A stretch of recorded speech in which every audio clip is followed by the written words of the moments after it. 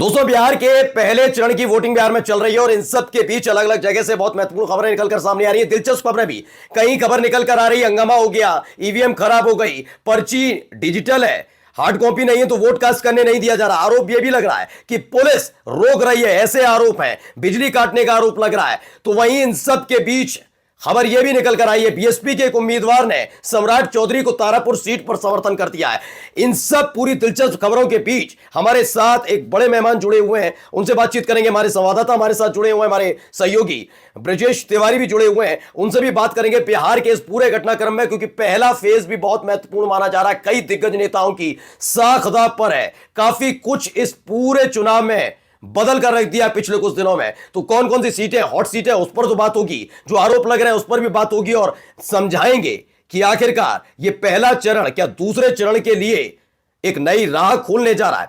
एक एक चीज समझाने जा रहे हैं आपको। और बिहार चुनाव का जो फर्स्ट फेज चल रहा है उसको लेकर बातचीत करने के लिए हमारे साथ हमारे संवाददाता है ब्रजेश तिवारी, वो जुड़ चुके हैं, और साथ ही राजनीतिक विश्लेषक है अनूप पांडे जी। बहुत बहुत स्वागत है आप दोनों का।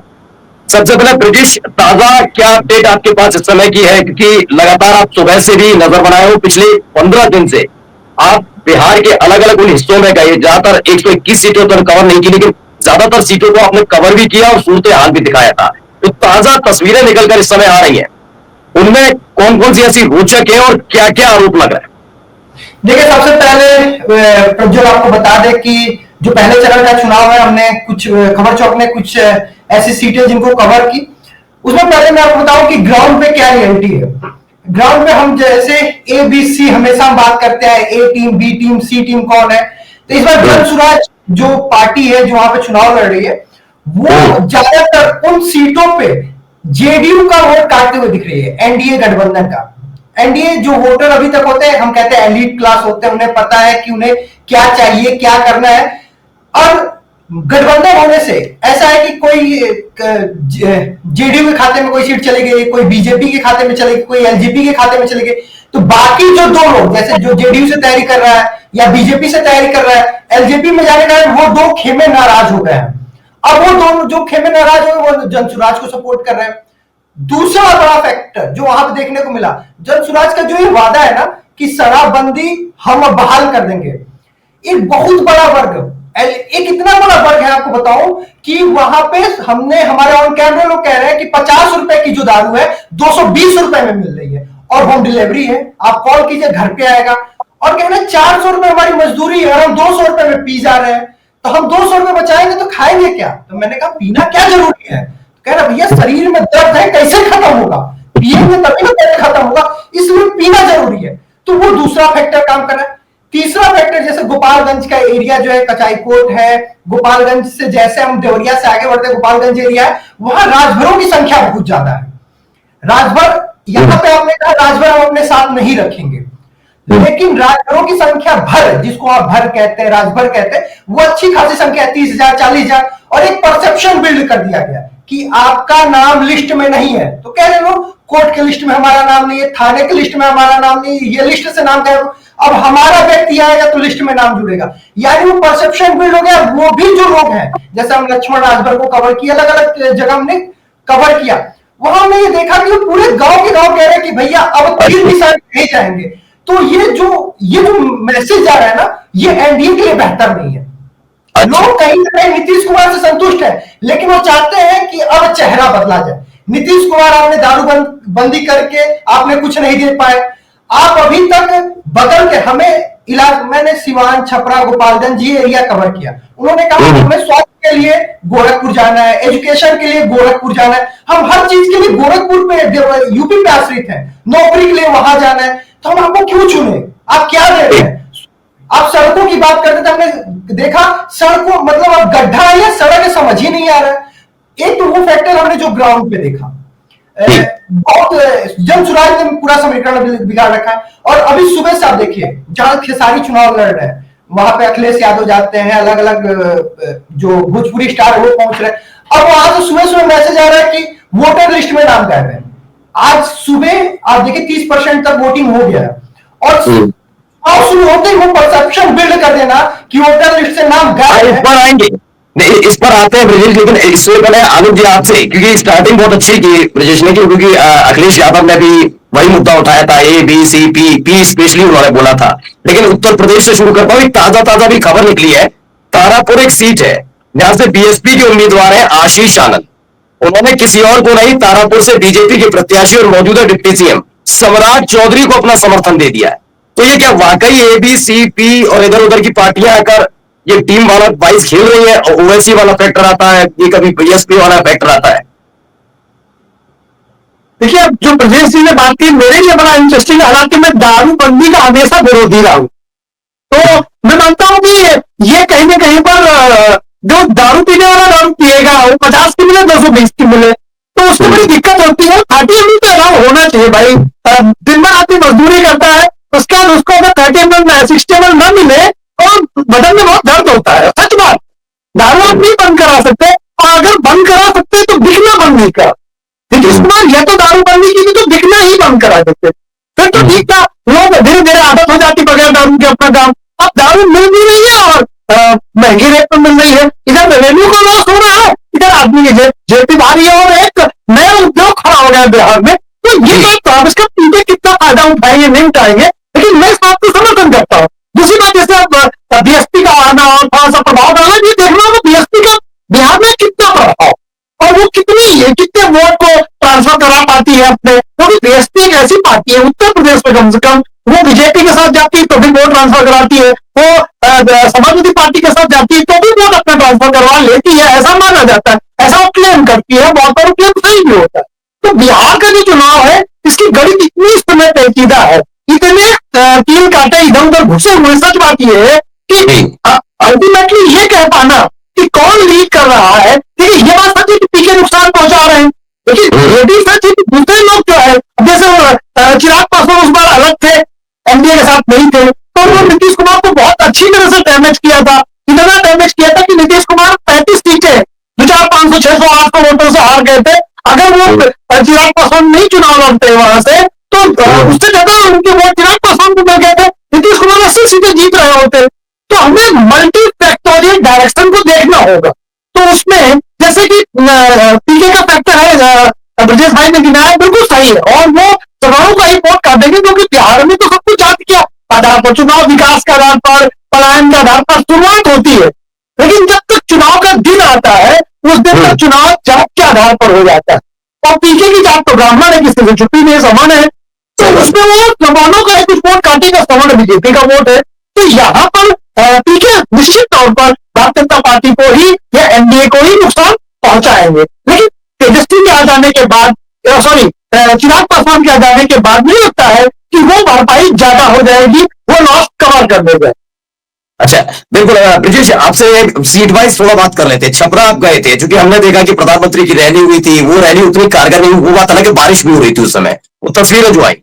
लेकिन वहां पर जब हम देखते हैं खेसारी लाल यादव को, तो उनकी रोड शो देखा जाए, उनकी रैली देखी जाए, वाकई बहुत भीड़ आती है, देखने को मिलती है। नचनिया वाला फैक्टर वहां काम कर रहा था। आप गए थे, क्या लोगों से बात की, क्या निकल कर आ रहा था? हमने जब लोगों से बात किया कि चाहे हेमा मालिनी को ले लीजिए, गुरदासपुर से सनी देओल को ले लीजिए, रवि किशन को ले लीजिए, निरहुआ आजमगढ़ को ले लीजिए, जो भी ऐसे एक्टर जो चुनाव लड़ते हैं वो कभी अपने क्षेत्र में नहीं जाते हैं, बहुत कम अपने क्षेत्र में रहते हैं, विकास कार्यों में वो बहुत ज्यादा भागीदारी नहीं करते। चूंकि रवि किशन अभी इन्वॉल्व हो रहे हैं, ये कहना गलत है, लेकिन हमने ये सवाल पूछा कि क्या अगर खेसारी चुनाव जीत जाएंगे तो कभी आएंगे नहीं, कभी विधानसभा पहुंचेंगे नहीं, आपके लिए जन सुनवाई करेंगे नहीं, तो आप क्यों वोट करेंगे? कहे भैया अभी अगर उनको आजमाएंगे नहीं तो पता किसी चलेगा। यानी एक बहुत बड़ा फैक्टर खेसारी को लाना ही चाहता है, युवा उनको सपोर्ट कर रहे हैं। और दूसरा एक और वहां बता रहा हूं, वहां पे जो चुनाव मतलब जो वहां पे मौजूदा नगर निगम की अध्यक्ष है, महिला है, सो व्यापारी की पत्नी है, उनका फैक्टर एनडीए गठबंधन से ज्यादा है। यानी जिसको एनडीए गठबंधन में वहां पे सीट मिली है, वो भी वो फेस नहीं है जिसको लोग चाहते थे। अब जैसे वहां पे जो ग्राउंड में काम कर रहा है उसको आपने टिकट दिया ही नहीं, अब अचानक आपने पैराशूट लैंडिंग करा दी, और वो वहां पे एनडीए कार्यकर्ताओं को सपोर्ट करना ही नहीं चाहते। तो अब तीसरा पॉइंट भी वहां पे खुल गया है। एक निर्दलीय प्रत्याशी है, सुधा करके वो उनका नाम है, वो वहां पे नगर निगम अध्यक्ष है, अब उनको वहां पे लोग ज्यादा सपोर्ट कर रहे हैं। तीसरा जो अब तीसरे नंबर पर जो लीड कर रहे हैं वही जो जन सुराज के हैं, क्योंकि जो आपके एंटी कन्वेंसी हम जो बात करते हैं कि अब जिसको आप चाहते थे वो है ही नहीं प्रत्याशी, तो अब क्या होगा, अब वही होगा।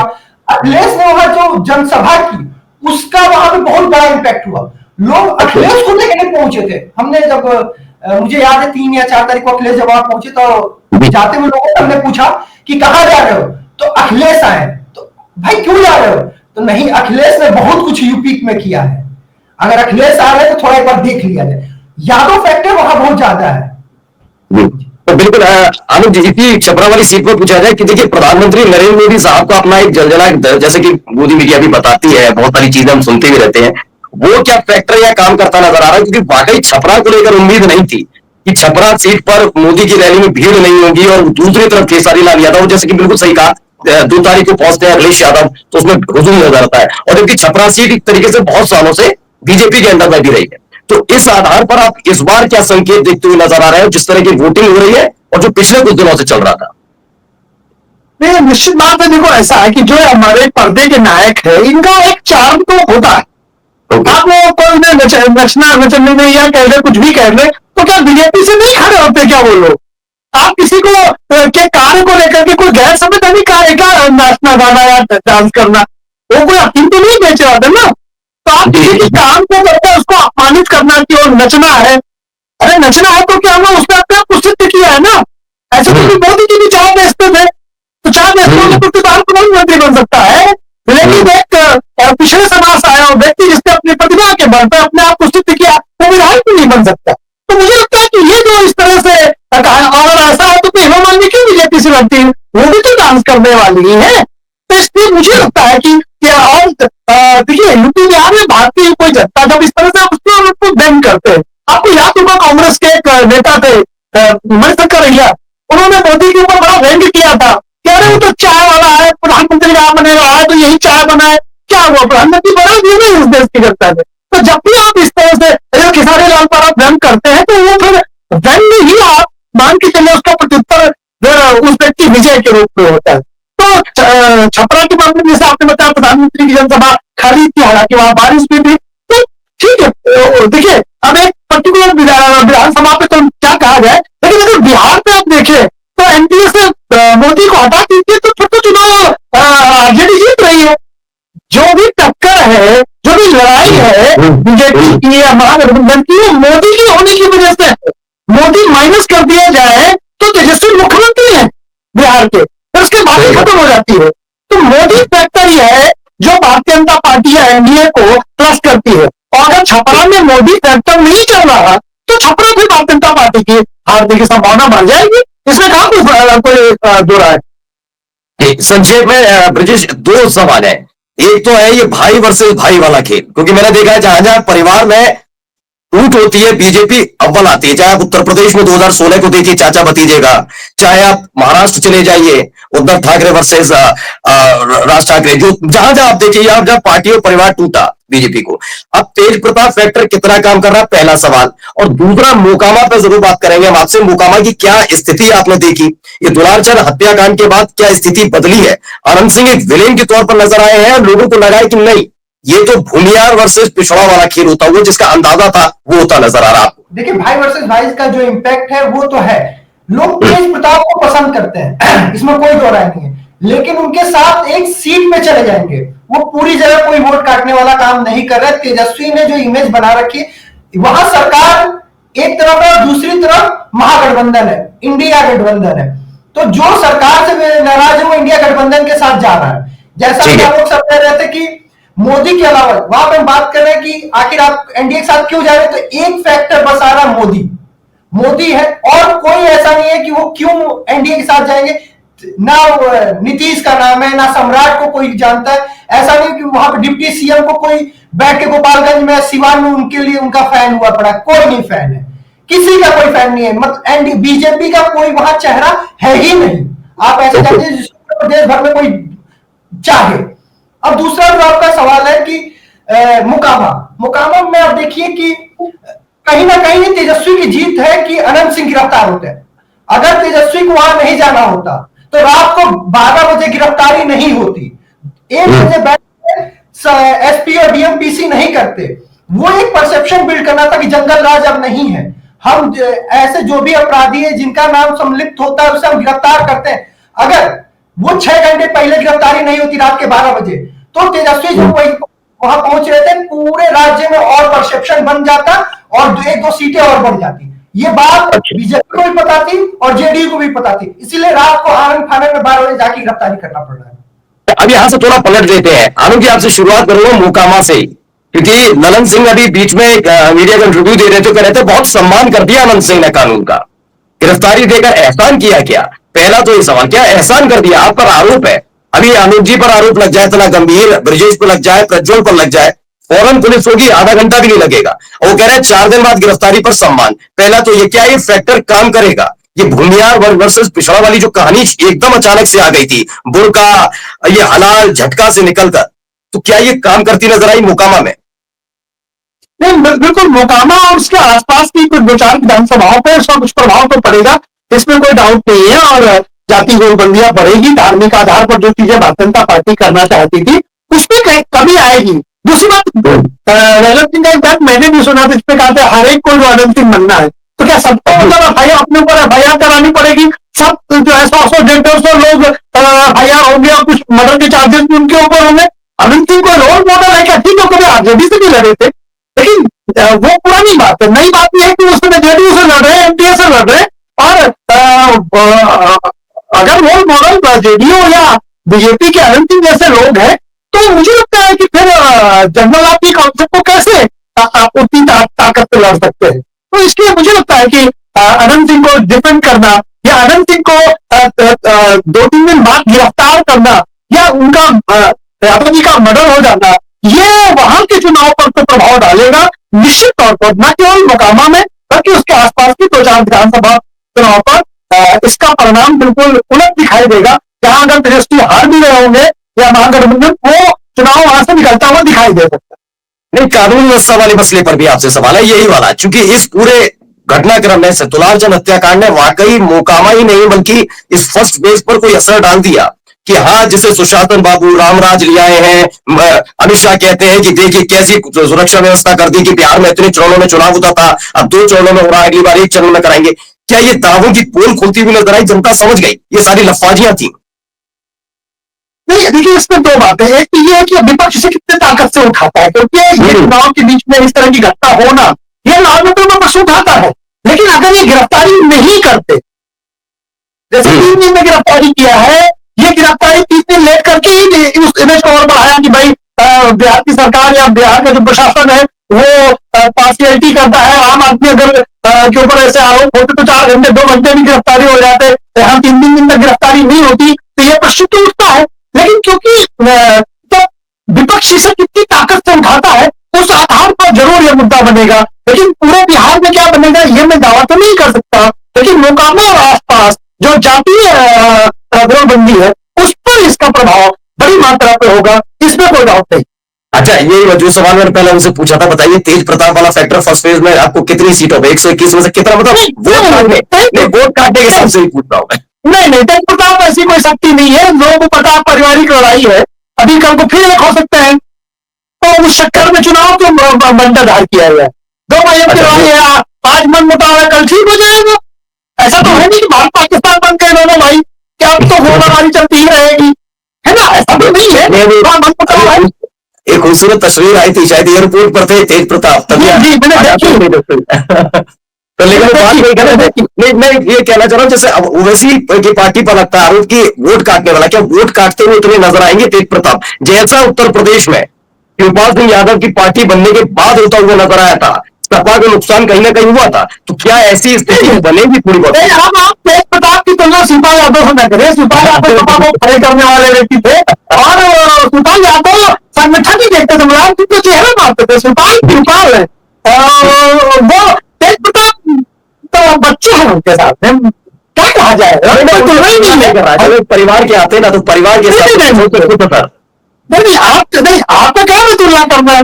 आपको करना ही चाहिए। मैं बता रहा हूँ कि तुलना जायज नहीं है, आप तो करेंगे, प्रश्न उठाएंगे आप उस पर, और उस अच्छा प्रश्न है। लेकिन मैं जो बता रहा हूँ कि शिवपाल की जो शक्ति थी संगठन में, जो पकड़ थी, अंततः वो भी फेल हो गए ना, सपा में आना पड़ा दोबारा, सराहना का होना पड़ा अखिलेश यादव के। तो जब शिवपाल सर्वाइव नहीं करता है उत्तर प्रदेश में इतनी शक्ति होने के बाद कि ऐसा कोई गांव नहीं होगा उत्तर प्रदेश में, ऐसा कोई एक भी गांव जहां शिवपाल का एक कार्यकर्ता ना हो, मिनिमम पूरे उत्तर प्रदेश में एक भी गांव मिनिमम एक कार्यकर्ता। अगर मैं दावा करूं तो हर मोहल्ले में उनका उनका कार्यकर्ता एक मिलेगा। ये शिवपाल की संगठन की पकड़ थी, पकड़ नहीं।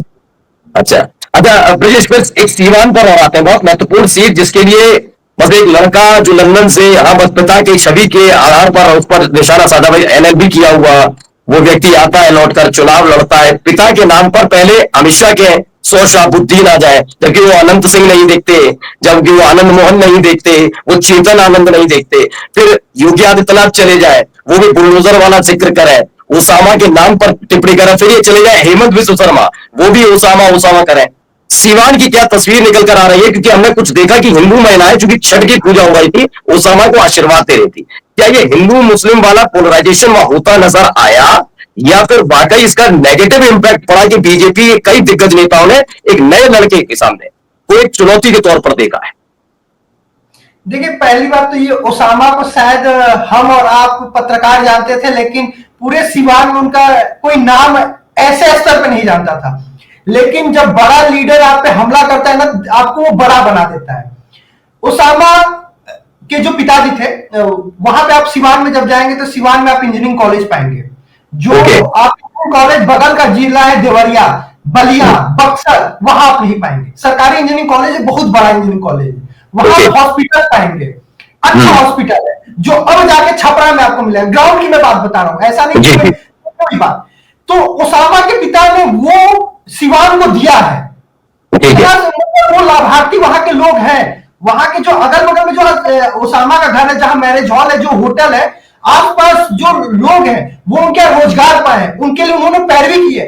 तो वहां ये लोग नहीं देख रहे कि कौन ओसामा का वो कैटेगरी, उनका धर्म कौन है, वो मुस्लिम है हिंदू है, उनको पता है कि पिताजी ने हमारा सहयोग किया है। देखिए, पूर्वांचल और बिहार के लोग की एक बात बता रहा हूं, वहां पे एक बात कहा जाता है, बात बात पे बाप नहीं बदलते, हमारा जो बाप है वो बाप है। तो वो वहां पे लोग कहते, जैसे हमने जब बात की कि भैया क्या जेडीयू में नहीं जाओगे, भाई तुम तो पंडित जी हो, ओसामा को क्यों? तो कह रहा भैया देखिए, हमारे बाबा का जब था तो उन्होंने मदद की थी, तो हम कैसे भुला जाए, हमारे मेरे के लिए आके लड़ाई लड़ी थी तो हम कैसे भुला जाए। तो ये जो बात है ना, वो उनके लोग के जहन में बैठा हुआ है। तो और एक तो उनके जहन में बैठा कि पिताजी कभी इनके पिताजी ने मदद की है, और ऐसे में बड़े बड़े लीडर, बड़े बड़े सीएम आके उनको हाईलाइट कर दे। तो जो परसेप्शन जो जाना चाहिए था कि ये किसके लड़के हैं, अब लोग को पता चल गया किसके लड़के हैं। तो शायद जो वोट नहीं देने वाले थे वो भी शहाबुद्दीन के बेटे के नाम पे वोट दे के आएंगे। भाई इनके पिताजी हमारे लिए तो काम किए। जैसे अतीक के लिए आप ले लीजिए, मऊ एक विधानसभा है, अतीक ने मऊ में कुछ बुरा नहीं किया है, बाहर जाके बहुत बुरा किया है। वहां के लोगों के लिए मुख्तार ने वहां के लोगों के लिए बुरा नहीं किया है, तो वो शहाबुद्दीन के लिए वहां देखने को मिलता है। तो ओसामा वहां से बहुत अच्छे अंतर से चुनाव जीत रहे हैं। अच्छा आलोक जी, यही देख ये सीवान वाला मुद्दा और सीवान के मुद्दे पर शहाबुद्दीन वाला इंपैक्ट वाकई लग रहा है आपको, क्योंकि तस्वीरें तो कुछ और कह रही थी, लेकिन चूंकि आप ज्यादा करीब से देखते हैं, समझते हैं, पेचीदगियां भी समझते हैं और ये भी समझते हैं कि किस बयान का क्या असर पड़ता नजर आएगा।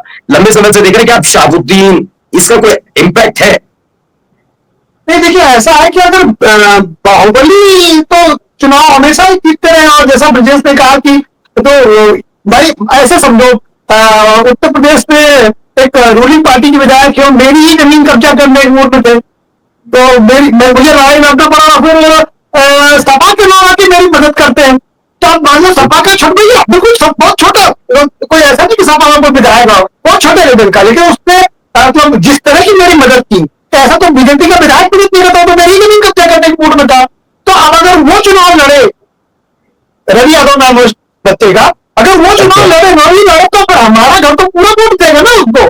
फिर चाहे बीजेपी क्या, कांग्रेस क्या, सपा, और मान लो ये ऐसा उन्होंने अपनी विधानसभा में पीढ़ी के तौर पर 10-20-30 साल हजारों परिवारों के अगर मदद की है, तो वो कैसे हारेगा? एक प्राइमरी बात आप समझिए इस बात को। चुनाव बहुत बार जनता से जुड़े लोगों का चुनाव होता है, तो बाहुबली क्यों चुनाव जीतता है? जबकि वो बाहुबली होता है, उसने क्योंकि उसने उस जगह पर अपने लोगों के लिए काम किया होता है। तो फिर काम के आगे कोई नहीं होता।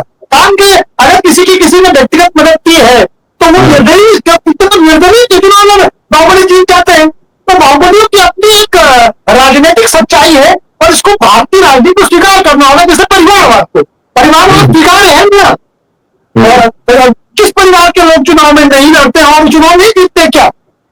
तो फिर एक लॉजिक आ जाता है कि डॉक्टर का बेटा डॉक्टर, तो माओवादी का बेटा तो माओवादी विधायक हो जाएगा। और बिहार में और उत्तर प्रदेश में स्वीकार है, और सिवान में उससे कोई अपवाद नहीं है, सिवान भी वही करेगा अपने जब अयोध्या में चुनाव हुआ तो खास तौर पर अयोध्या के इर्द गिर्द रहे, आजकल रघुनाथपुर के नाम को लेकर, फिर वहां पर अलीनगर के नाम को लेकर ये जो कॉन्सेप्ट खड़ा किया जा रहा है पोलराइजेशन टाइप का, कि हिंदू मुसलमान वाला खेल, क्या ये कामयाब होगा? वो भी तब जब ये शाहबुद्दीन का जिक्र कर रहे थे जिनका तो इंतकाल हो चुका है, लेकिन लोगों ने तुरंत सोशल मीडिया पर ट्रोल करना शुरू कर दिया कि आप अनंत सिंह को क्रांतिकारी समझते हैं, क्या आप आनंद मोहन को क्रांतिकारी समझते हैं? तो क्या वाकई ये इंपैक्ट अब लोगों के जहन में आ रहा है कि हाँ गुमराह किया जाता है ऐसी बातों से? ये लग रहा है ऐसा है। भारतीय जनता पार्टी का अपना एक वेपन सिस्टम है, एक वो उसी तरीके से काम करती है, इसके बाद जो होगा वही तो करेगा ना। कौन सा भारतीय जनता पार्टी के पास आलू जी कौन सा पोलराइजेशन करके मतलब क्या चुनाव जीतती है, उसका वो सिस्टम, भाई सिस्टम का और अलग मत ले जाइए। अरे नहीं, मैं समझ गया वो सिस्टम नहीं अच्छा लगा, सिस्टम का वोट चोरी से भी हो जाता है सिस्टम में, तो उसका हम सिस्टम कहने थोड़ा बच गए, इसलिए आपने अच्छा तो एक्सप्लेन करवा दिया मुझसे। यहाँ सिस्टम मतलब वोट चोरी का नहीं है, यहाँ सिस्टम का मतलब ये कि वो जिस आधार पर वोट प्राप्त करते हैं उसमें तो ध्रुवीकरण इनका प्राइमरी आधार है भारतीय जनता पार्टी का। वो चाहते ही नहीं कि चुनाव और किसी मुद्दे पर हो, चुनाव धर्म के आधार पर अगर हो जाता है तो भारतीय जनता पार्टी चुनाव 80-20 है इस देश में, भारतीय जनता पार्टी 1000 साल तक चुनाव नहीं जीतेगी अगर धार्मिक आधार पर वोट पड़ने लगे। 1000 साल तक चुनाव नहीं हारेगी, सभी कभी नहीं हारेगी, क्योंकि 80 में 80% तो हिंदू है, तो सत्ता में हमेशा बनी रहेगी। तो भारतीय जनता पार्टी कोशिश कर रही है कि जहां पर भी वो कमजोर है वहां उसका ब्रह्मास्त्र यानी ध्रुवीकरण की चाल चली जाए, तो जिससे कि अगर वो चुनाव हारने की कोई संभावना है, ज्यादा संभावना है, तो शायद कमजोर है तो फाइट में आ जाए, कम बुरी तरह हारा जाए, या उस चुनाव को निकाल दिया जाए, जीत गया। चलिए टाइम बहुत हो गया, लेकिन बस एक क्लोजिंग स्टेटमेंट आपसे जानना चाहूंगा। सीमांचल में तो अगले चरण में चुनाव होगा, लेकिन सीमांचल में ओवैसी का इम्पैक्ट, चूंकि मुसलमान बिहार के ज्यादातर इलाकों में भी सीमांचल में अकेले नहीं है। पहले ब्रजेश आपको क्या लगता है कि ओवैसी वाला फैक्टर फर्स्ट फेज में थोड़ा बहुत भी इम्पैक्ट करता नजर आ रहा है? और यही सवाल आलोक जी आपसे भी है। देखिए, गोपालगंज का एक सीट है जहां पे AIMIM के उम्मीदवार हैं, वो चुनाव लड़ रहे हैं, वो वोट काटने का काम कर रही है। अच्छा। में पानी होता ही नहीं है कि जहां पे वो चुनाव लड़ रहे हैं मुसलमान उनके साथ जाते हुए दिख रहे हैं। मुसलमान वो वोटर है जो RJD के लिए वोट करते हैं। नहीं, ओवरऑल बता रहे हैं, फर्स्ट पेज बता रहे हैं, ओवरऑल हमने कवरेज किया उस हिसाब से बता रहे हैं। अच्छा, ठीक। कोई ऐसा नहीं सीमांचल पे नहीं जा रहे, जो हमने कवरेज किया जहां पे AIMIM चुनाव लड़ रही है वहां पे वोट काटने का काम कर रही है, RJD का वोट शिफ्ट हो रहा है। और सीमांचल में पिछली बार जैसे हमने देखा कि कुछ सीटें निकली थी, 5 सीटें के आसपास निकली थी, और वो बाद में RJD में शामिल हो गए, वो दूसरी बात है, लेकिन उन्होंने वोट काटा था, उनके विधायक जीते थे, वो असर गोपालगंज में जो 2 सीटों पे चुनाव लड़ रहे हैं वहां पे देखने को मिल रहा है। जी सर, आप बताइए क्या लगता है कि वाकई वोट काटना या वाकई मजबूत होकर उभरेंगे इस बार ओवैसी? थोड़े बहुत ही सही। नहीं, लेकिन भाई 5 सीटें जो जीता हो पहली बार चुनाव लड़ने में इस तरह से, उसको आप वोट कटवा नहीं कह सकते। वो देखिए, छोटी पार्टी को ये कहना कि वोट काट, फिर तो कोई नई पार्टी इमर्ज ही नहीं होगी। इस पार्टी को वोट है, उस पार्टी को वोट, तो बाकी सब वोट कटवा है। तो मुझे लगता है ये बात ही गलत है। ये बड़ी पार्टियों का फैलाया षड्यंत्र है कि वोट कटवा क्या होता है? तो जनता खड़ा नहीं है तो जनता पैदा नहीं होती वोट कटवा, सिर्फ कांग्रेस ही टिकती रहती। तो मैं इससे सहमत नहीं वोट कटवा से। हाँ, ये जरूर है कि उनके चुनाव लड़ने से फायदा किसको है? क्या किसी षड्यंत्र के तहत उनको चुनाव लड़ाया जा रहा है? ये बात हम पीके के लिए भी कह सकते हैं ना कि पीके के चुनाव मजबूत होने पर लड़ते थे, किसको फायदा? उसको तो बीजेपी को तो फायदा नहीं है, उसको तो महागठबंधन को फायदा पीके के लड़ने पर। तो ओवैसी के लड़ने पर किसको फायदा? सीधी सी बात है, महागठबंधन को तो फायदा नहीं है, इस पर फायदा बीजेपी को है। तो आप बिहार तो सीधे समझ में आता है कि किसके चुनाव लड़ने से क्या बीडीओ और एलजेपी आज भी तो थोड़ा खतरा है। बिल्कुल खतरा है। मैं कहता हूं कि देखिए, वोट कटवा सकता है, सहमति है, लेकिन चुनाव में जो दांव दिखाई देते हैं उससे ज्यादा चुनाव में जो दांव नहीं दिखाई देते वो इंपॉर्टेंट होते हैं। कोई शत्रु खेमे में खड़ा हुआ दिखता है, वो मित्र होता है आपका, यूज किया जाता है उसको। लेकिन मैं मानता हूं कि पूर्णिया और आसपास के जगहों पर जो पिछली बार उनका प्रभाव हुआ था वो प्रभाव इस बार भी रहेगा। 2-4 सीटें तो वो निकालेंगे, हालांकि बाद में वो आरजेडी में शामिल हो जाएंगे उनके विधायक, ऐसी संभावना मुझे फिर से दिखाई देती। जी बहुत बहुत धन्यवाद आलोक जी, इतनी महत्वपूर्ण जानकारी हम तक साझा करने के लिए भी, और जिस तरह से आपने विश्लेषण किया, कम से कम 3 से 4 बड़ी सीटें जो इस समय हॉट सीट बनी हुई, खासकर में सीमांचल वाला जो अगला फैक्टर फेज में आएगा उसको लेकर जो आपने मतलब जो स्पष्ट तरीके से बहुत ज्यादा चीजें फैलाई जाती है बी टीम सी टीम करके, वो बिल्कुल सही है, आपने अपनी तरह से विश्लेषण किया। बहुत बहुत धन्यवाद आपका ब्रिजेश, बहुत बहुत धन्यवाद। अगली बार फिर से जुड़ेंगे, अभी जब शाम को पूरी वोटिंग खत्म हो जाएगी एक बार फिर से जुड़ेंगे और फिर से अपने दर्शकों तक पहुंचाएंगे पूरी एक एक जानकारी, एक एक सीट की जानकारी पहुंचाएंगे। नमस्कार। This video is sponsored by Ram Ram Group of Companies, co-sponsored by Nature House and Bhaiya Ji Silver Coated Ilaichi.